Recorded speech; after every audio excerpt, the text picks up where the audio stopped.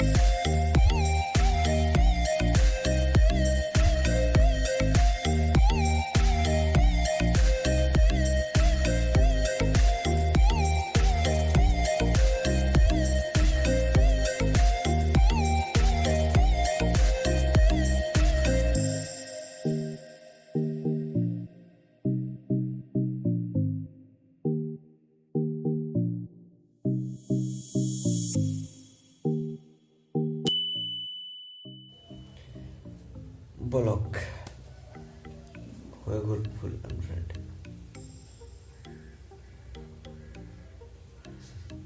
ভাবি আছে কৰি পেলালোঁ। কিন্তু এটা হ'ল যে মই যোনটো একজন আছিলে সেই একজনক কিন্তু আনফ্ৰেণ্ড কৰিবই নোৱাৰিলোঁ। নিজেই নাই হোৱা নে মই কৰিব নাই পৰা নে মই জানি নাই কৰা, কমেণ্ট কৰি কওক।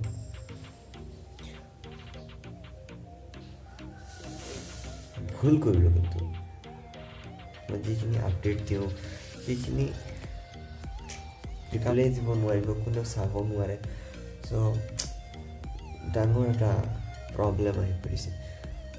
তেতিয়া মই অনলি মাত্ৰ মোৰ ইনষ্টাগ্ৰামত পষ্ট দিওঁ, এতিয়া ফেচবুক 0 ফ্ৰেণ্ড কৰিছোঁ। মেইন ৰিজনটো কি জানে আনফ্ৰেণ্ড কৰাৰ? 1500মান ফ্ৰেণ্ড থাকিব, 30টামান লাইক আহিব, 20টা কমেণ্ট নাহে, 10টামান কমেণ্ট আহিব। এসোপাক ৰাখি থৈ কামনো কি?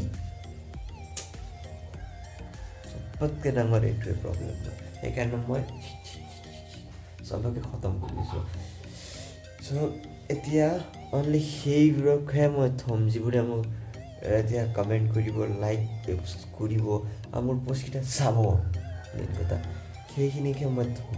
আৰু এনেই এইমুখক থৈ আজিৰ ভিডিঅ'টো ইমানতে।